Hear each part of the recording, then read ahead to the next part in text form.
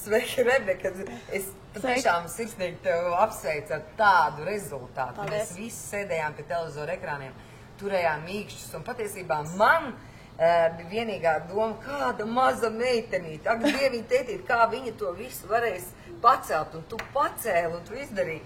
Kāda ir sajūta būt 4. stiprākajai meitenei pasaulē? Nu, daudzi mani apsveic un arī tā kā priecājas par to, ka es esmu iegūst 4. vietu, bet pašai man varbūt ir tāda neliela tā kā sarūktinājums un tāds nepatīkams sajūta, tāpēc, ka biju tuvu arī tai medaļai, 3. vietai. Varbūt tas bija kaut kāda saistībā ar to raušanu, ka nesanāca tas pirmais gājiens, tur tiesneši kļūdījās, tā kā laiks pietrūka un mums nesanāca. Vai arī varbūt lielāka kļūda bija tikai man, ka es nepacēlu to 110 kg smago stieni. Bet, protams, jāskatās arī uz visu tā kā no labās puses, ka es esmu tomēr 4. un tas ir diezgan augsts sasniegums un, protams, ļoti priecīgi. Nu, tu biji viena no tām retajām sportistēm no Latvijas komandas, kur bija vistuvāk medāli. Nu, tas patiesībā ir nenormāls, liels sasniegums. Par to arī mēs šodien tev gribām teikt sirsnīgi paldies par to tavu darbu, par to ieguldīto. Varbūt līdz šim mēs tavu vārdu nemaz tā plašāk nezinājām. Varbūt ļoti šaurs tāds loks, kurš interesējās par svarcelšanu. Zināja, ka ir tāda maza talantīga meitene, ka viņas kādreiz varēs kaut ko sagaidīt, bet kā olimpiāda 4. vieta, tas visiem bija pārsteigums.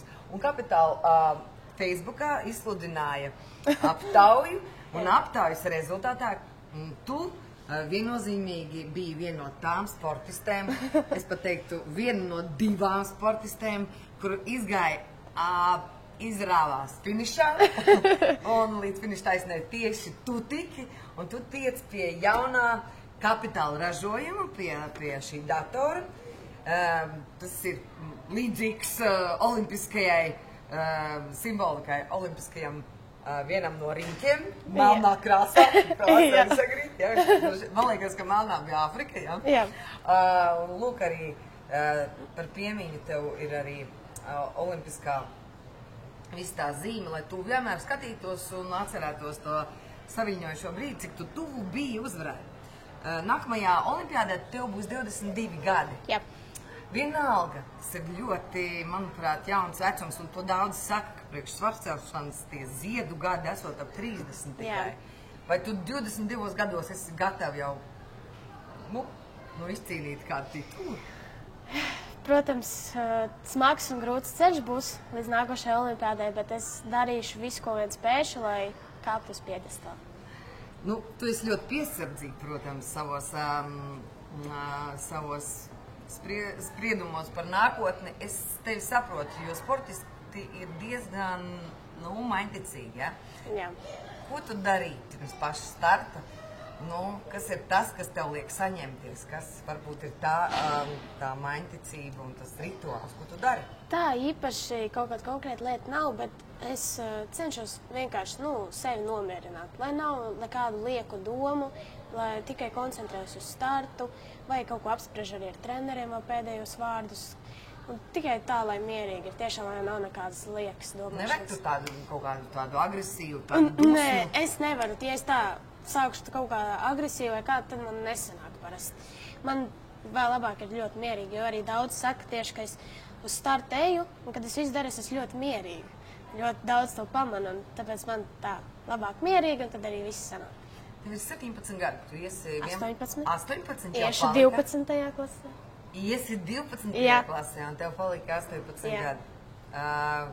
Vai drīkst jautāt, ko tu pēc skolas pabeigšanas plāno darīt? Ļoti vēlētos mācīties par fizioterapeitu, bet par cik nebūs tas iespējams tik drīz, jo pēc 12. klases mums sākas vēl striktāk tie treniņu grafiki, jo nav skola un tā kā 2 reizes dienā ir treniņi. Un tāpēc nebūs tāda iespēja braukāt uz Rīgu, jo tikai Rīgā, piemēram, ir iespēja... Bet tu trenējies Dobelē? Nē, Ventspilī, jo es tur dzīvoju. Tur ir visa tā bāze, treneri arī, visi tur ir tā kā ļoti labs tas sporta bāze. Tieši mums svarcelšanā arī zāle, viss ir ļoti kvalitatīvi, tāpēc mēs trenējamies Ventspilī. Un par tām mācībām nesanāks uz Rīgu braukā tik bieži, arī diezgan ilgs ceļš tad ir. Un tāpēc, bet varbūt es kaut ko līdzīgu par kādu ārstu, kas varbūt nav tik neiespējami, piemēram, ko būtu vieglāk mācīties pēc tās 12. klases. Nu, skaidrs ir viens, tu turpinās aktīvi sportists gaids, tu gribi kļūt par sportisti, un tad, kad tu beigsi sportistu gaids, tu tomēr gribi stāvēt blakus sportam. Palīdzēt sportistiem, tad fizioterapeits ir tā profesija, kas to garantē, bet man jājautā tev par skolu, vai tu jau jūti, kā skolā tev sagaidīs 1. septembrī? Jā, tāpēc, kad skolotāja klases audzinātāja arī zvanīja, ka vajadzēs kaut ko pateikt 1. septembrī, kādu runu izdomāt nelielu, un ka visi tiešām arī priecājas, un kad jau esmu ierakstīta, kā teikt, Latvijas sporta vēsturē. Un skolas vēsturē. Jā. Vai tev no sporta stundām ir atbrīvojums? Ir.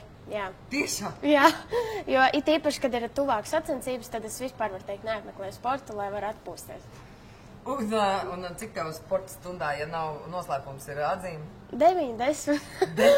9, nezinu, citreiz kaut kas varbūt nesanāk. Ir kaut kāds disciplīnas, kas tev nepatīk? Nu, noteikti garās skriešanas distances. Galīgi ne. Tu nebūtu maratonu skrējiet? Nē. Nevaru grūti noskriet, jo dēļ tiem muskuļiem arī ātri piekūst, tad pēc tam treniņos arī grūti trenēties. Klau, bet, labi, protams, mēs tagad paskatāmies, tu esi ļoti labi veidota, muskuļāna, forša meitene. Vai tev nesauc jau draugu palīgā, piemēram, uz kaut kādiem mēbeļu pārbīdīšanas pasākumiem? Nav gadījies. Uz smagumu nešanā? Nē, nav gadījies. Bet ja pasauks? Ja varēšu, palīdzēšu. Bet tev ir kaut kāda lieguma, ko tu nevari darīt dēļ šī lielā sporta, teiksim, braukt ar riteni vai slidot vai slēpot? Protams, daudz ko nevar, jo tāpēc, ka tas ir bīstami un tad visāds traumas, bet, ja ar treneru sarunā un, piemēram, tiešām ir kāds brīvāks laiks, tad sacensībām, piemēram, arī kā šobrīd, tad, protams, atļauj. Uz diskotēkām iet, uz dejām? Tur gan nē. Neļauj? Nē. Un satikties ar vienaudžiem? Satikties ļauj, bet pa dienu tā, lai nedaudz pastaigāt vai pasēdēt arī, lai pēc tam nākošajā dienā var kārtīgi trenēties. Faktiski uz lieliem mērķiem ejot ir diezgan daudz jāziedo. Ja? Ko es domāju, ka šis dators būs tavu draugs? Jā. Visādi tev patīk ar tehnoloģijām ņemties? Es ļoti tā neņemos, bet, gadās. Ja? Jā. Tu internetā ko dari? Es vairāk sazinos ar draugiem, jo bieži sanāk izbraukt, tad es sazinos. Skypes un... Jā, viss. Vai arī filmas skatos, kādus seriālus, jo bieži izbraukumās tad nav ko darīt. Un tā. Es nezinu, varbūt jūs tur skaties, kā klājās konkurentiem. Arī, jā, esmu skatījusies, piemēram, sacensību, piemēram, rezultātus, vai arī, piemēram, pirms sacensībām, tad paskatos vai kādus video, vai arī vienkārši pieteikumus uz sacensībām skatos, jo tā arī ar treneru apspriežam citreiz. Ko tu uzskati par savu lielāko konkurentu tagad savā? Es pat neteikšu, ka tas ir, piemēram, kāda dalībniece no citām valstīm, bet varbūt es pati un man jācīnās ar to stieni, tiešām, lai mums, piemēram, viss izdotos, pašai ar sevi sākumā jātiek galā, jo, kā treneris saka, ja tu izdarīsi visu savu labāko, tev būs laba vieta. Tas treneris, viņš labs arī psihologs patiesībā ir, ja? Viņš tev nedzen uz rezultātiem par katru cenu. Bet, protams, ka mēs visi turēsim par tevi īkšķus. Tagad tev decembrī lielākais nākamais izgājiens, un tu gribi parādīt visu to lielāko spēku, kas tev ir? Jā, jācenšas, jāgatavojas arī tāpēc, ka jauna kategorija nākošā, un tad vēl vairāk treniņi, lielāka slodze, lai rezultāts augtu. Decembrī, kurā valstī tas notiks? Izrēlā. Izrēlā. Un mēs to varēsim vērot kaut kur Eirosportā? Eirosportā nē, bet internetā tā kā translē Eiropas Sarcošanas federācijas mājaslapā varēs redzēt, es domāju, noteikti. Bet tev ir kaut kāda sava jau lapa oficiālā, varbūt Facebookā, lai visi tavu fani? Nav. Tad pirmais darbs pie šī datora. Labi. Tev jāizveido savu oficiālā YouTube lapu, lai mēs varam tev sekot patiesībā. Mums ir jālepojās ar jebkuru cilvēku, kurš tik tālu ir aizgājis sportā. Rebeka, patiešām es tev novēlu, lai visi tavi sapņi piepildās. Skatoties uz tevi, man liekas, ka dzīvē viss ir iespējams. Vēl atradot, es gribu pajautāt, vai jūs visi ģimenē esat stipri, no kurienes tev tāds spēks? Jā, mamma un tēca arī nodarbojās ar sportu. Tēca joprojām, mamma kādreiz ar guļu spiešanu. Un tēca pašlaik atrodas sacensībās. Guļu spiešana, tas ir guļus jau. Piedod, ka es tā jautāju, bet es tā tiešām nezināju. Tāds ir mamma ar to? Agrāk. Kad tev šūpulīgi ielikts. Jā. Skaidrs. Nav nekāda lielā nežaušība. Nu, ko, Rebeka? Vēl vienreiz paldies tev. Paldies jums. Tu mums sagādāji neaizmirstamus mirkļus visiem, kas vēroja līdzi tavām sportistas gaitām olimpiādē. Un es ceru, ka tu mums nesīs milzīgu prieku arī turpmāk. Paldies tev. Paldies jums.